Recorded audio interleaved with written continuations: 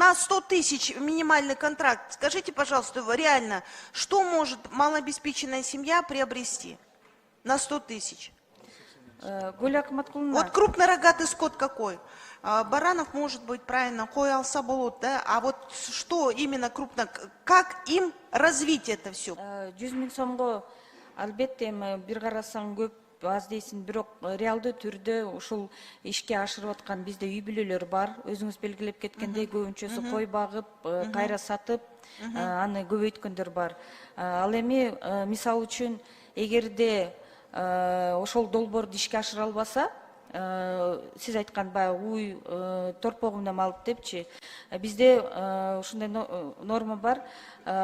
Ошол башка багытка алмаштырса болот. Бул боюнча биздин адистер, айыл өкмөттөгү адистер чогуу биригип иштеп башка багытка алып кеткендер дагы бар.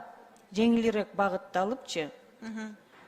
Дээрлик пайызы албетте бүгүнкү күнү 38% социалдык контракттын алуучулары бир 20 000 сом өлчөмүндө киреше таап атышат. 40 000 сомдон жогору тапкан, киреше тапкан үй бүлөлөр дагы бар. Нет, это хорошо, но мы же все понимаем, что не все у нас могут быть хорошими продавцами, покупателями, да, то есть не всем дано торговать. Поэтому здесь, наверное, предусмотреть. А скажите, а максимальная какая сумма социального контракта может быть? Азыркы учурда ошол 100 000 сом өлчөмүндө мамлекет тарабынан кайтарымсыз берилип атат. 100 000 сомчу.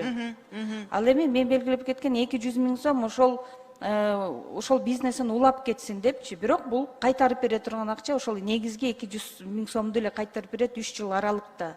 Мамлекет тарабынан дагы деле жардам болуп атат, пайыздык ставкасын мамлекет төлөп берет. Ошондой эле Акылбек Усубековичтин тапшырмасына ылайык, ошол үй бүлөлөрдү коштоо маселеси дагы бизде ар бир мамлекеттик органдарга бекитилип берген. Ошол үй бүлөлөрдү кошумча окутууларды уюштуруп, балким өнөктөштөр, башка өнөктөштөр дагы биригип, ошол долбоорду коштоо маселесинде кээ бирөө мындай бир жабдууларды алып берген учурлар дагы бар биздечи. Все хорошо. Хороший вообще законопроект, я думаю, что мы поддержим, но вопрос именно о том, чтобы это все четко должно быть прописано. Рахмат.